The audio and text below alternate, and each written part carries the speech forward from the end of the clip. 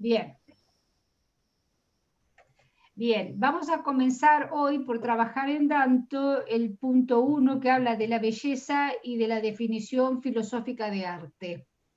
Vamos a hacer un tipo de lectura asistida para después relacionar conceptos y criterios en torno a lo que retoma Danto, teniendo en cuenta de que este autor parte de muchas de las cuestiones del tipo kantiana. Uno de los principales puntos que Danto pone en relieve es el juego entre tiempo y concepto. El signo, dice, es en el signo de los tiempos en la historia del arte que el concepto de arte no imponga restricciones internas en cuanto a qué cosas son las obras de arte. Así que ahora no es posible decidir si algo es una obra de arte o no lo es. Peor aún, algo puede ser una obra de arte y otra cosa casi idéntica. A esta no serlo. Pueste que resulta imposible encontrar la diferencia mediante algún dato visible puro al ojo.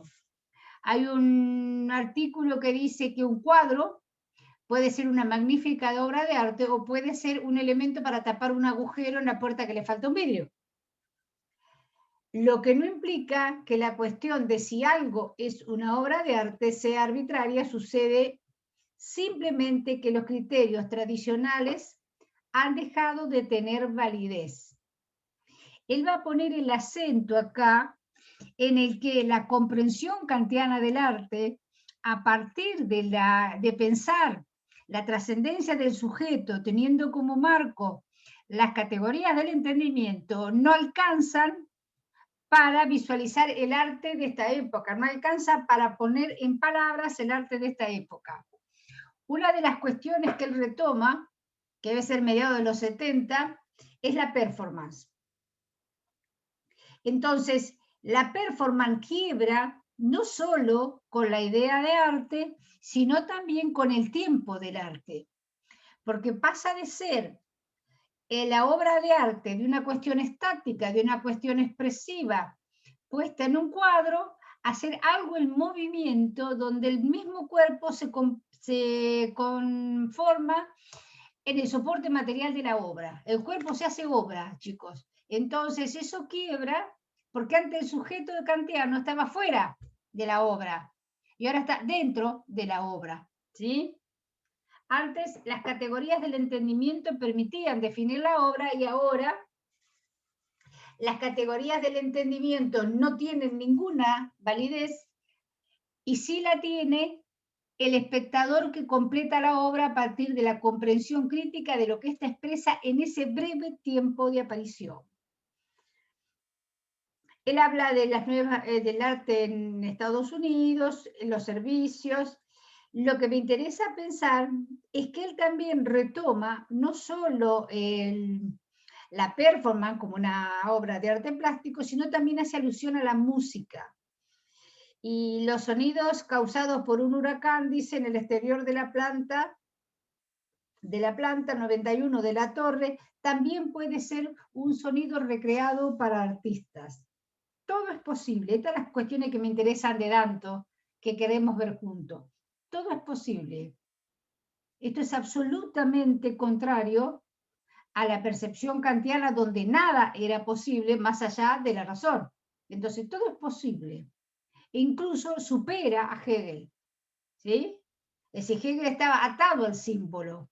Cuando Danto habla de la performance o de la música como una variedad interpretativa que puede ser producida por X motivo, e incluso por fenómenos naturales, está quebrando con esta idea del arte como construcción estilística. Ya no hay arte como construcción estilística. Y uno de los grandes problemas de esta escasez de la producción estilística tiene que ver con que no hay palabras para abordar estas nuevas expresiones de arte. Todo el tiempo, dice Danto, la percepción cambia, pero para poder llevar al campo de la teoría estética o de la filosofía del arte, hay que proveer de conceptos nuevos a las producciones artísticas de este tiempo. No por menos toma a Andy Warhol, ¿sí? Cualquier cosa, dice, más adelante, parecería una respuesta pobre y decepcionante a la pregunta de ¿qué es el arte? Podríamos preguntarnos, ¿qué es arte? En vez de decir ¿qué es el arte? ¿Qué es arte? Pero eso es porque desde hace mucho tiempo se da por sentado que las obras de arte constituyen un conjunto de objetos limitados y, hasta cierto punto elevado, que cualquiera sería capaz de identificar como tales y donde lo único que importa es la causa de su estatus. Esto es un aporte fundamental que hace Danto porque distancia el arte como objeto de la cultura de élite, como objeto de la cultura que va a los museos a consumir arte para hacerse ver. Entonces, es un quiebre muy importante porque cuestiona toda la teoría estética, incluso la de Adorno, cuando habla que lo social impacta en el arte, y dice, no tiene que ver con ese tipo de arte, tiene que ver con otra cosa, tiene que ver con lo que entendemos, tiene que ver con lo que nos pasa y tiene que ver con lo que percibimos. Pero el problema de la percepción es que el arte contemporáneo, el arte actual, es efímero. En su gran mayoría es efímero. Entonces, esa construcción de la obra como un ícono efímero que tiene el soporte material tan efímero como es el cuerpo, quiebra todas las percepciones y todas las definiciones. Si hay algo que entender en Danto es que él quiebra con las definiciones de lo que es arte y de qué es arte. Muy bien.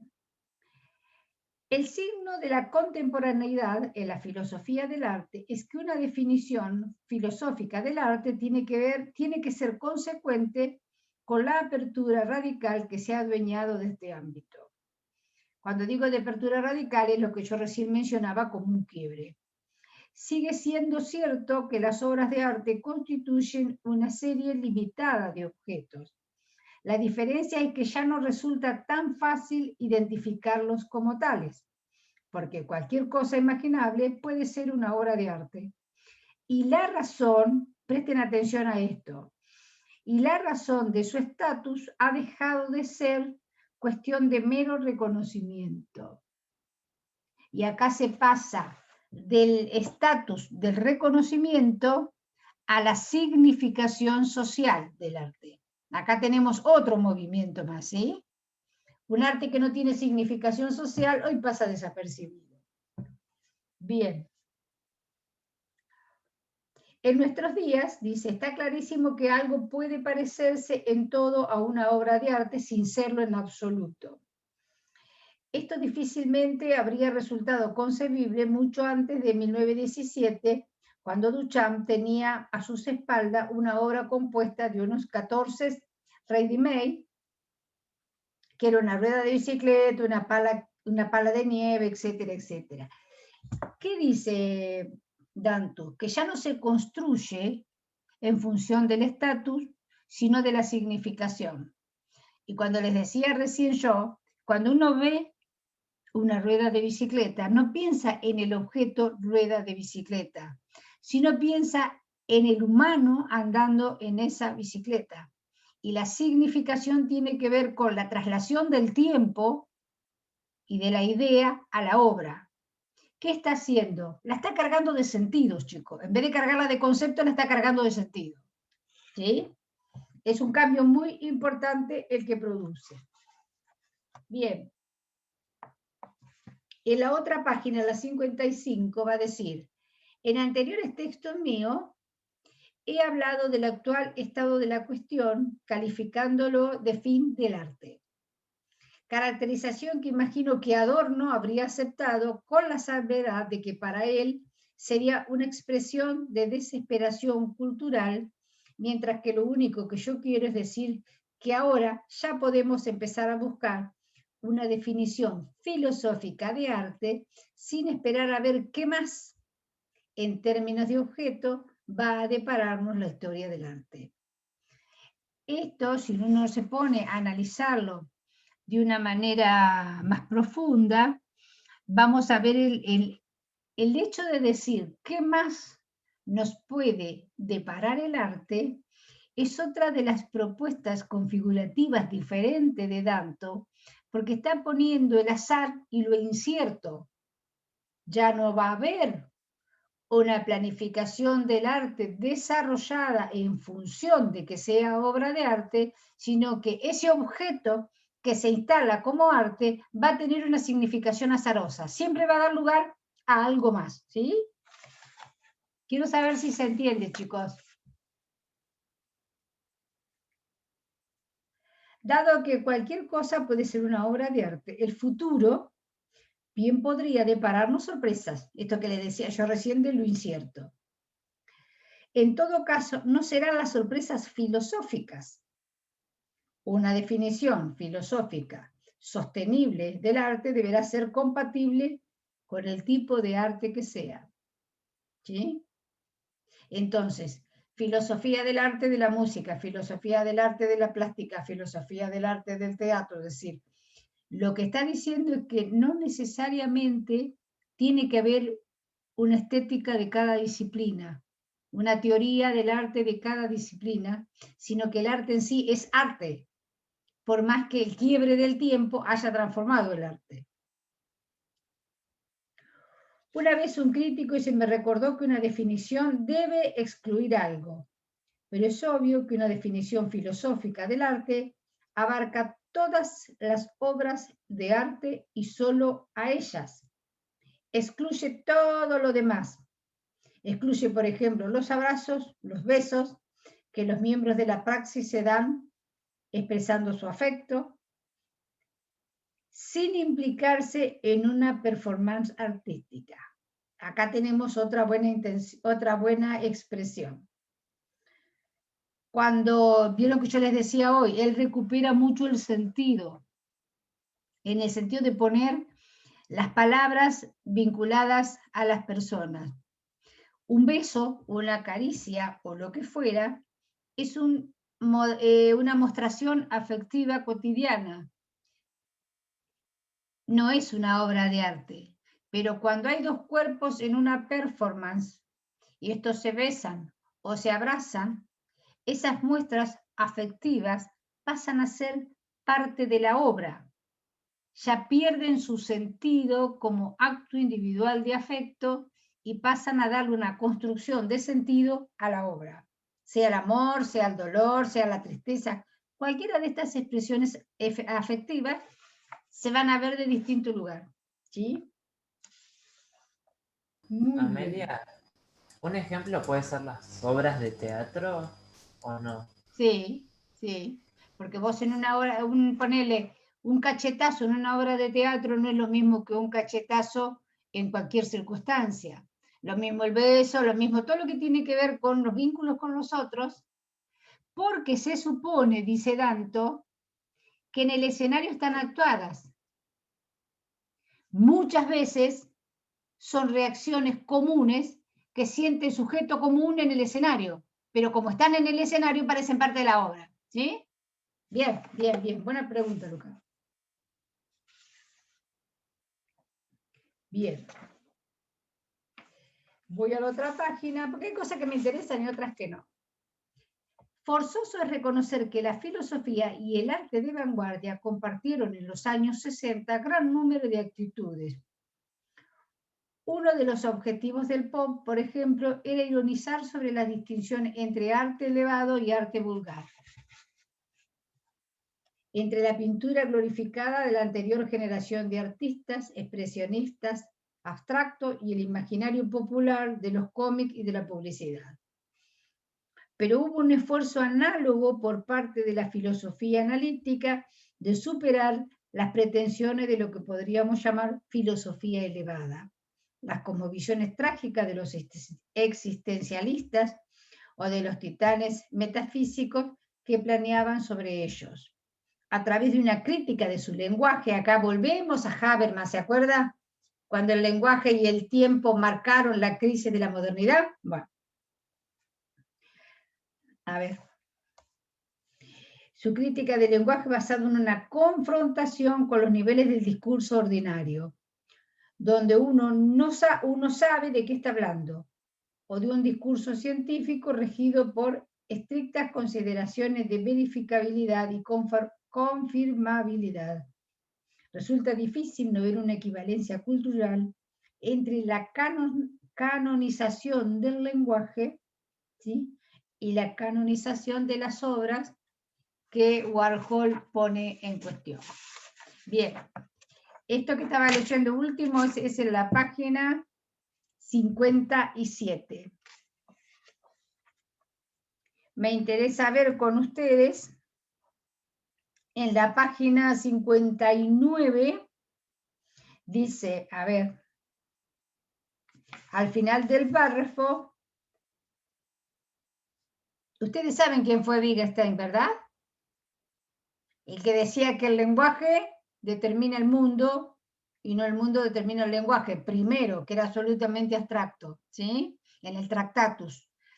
El lenguaje posterior de Wittgenstein da una vuelta absoluta, deja de ser el vacío de la lógica y pasa a ser un lenguaje de familia, un lenguaje de costumbres, un lenguaje de juegos de lenguaje que tienen sentido para determinados sujetos. Entonces va a decir, según rezaba el tópico de Wittgenstein, era posible escoger ejemplos sin basarse en definiciones. Ese es el segundo Wittgenstein.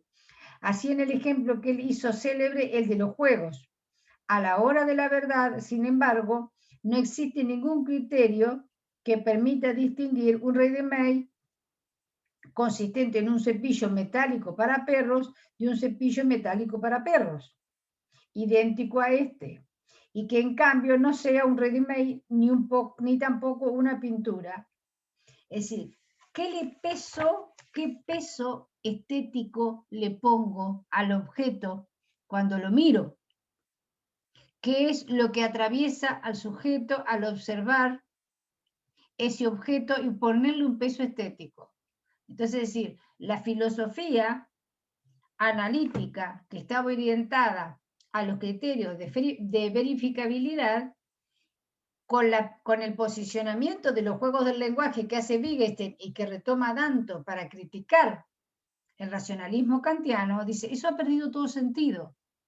Por eso él acota en muchos lugares que no es el fin del arte, sino es el fin del lenguaje que hablaba del arte con criterios de verificabilidad o en el sentido laudatorio del arte como parte de una canonización del lenguaje. Entonces, vamos a mirar esos puntos, ¿sí?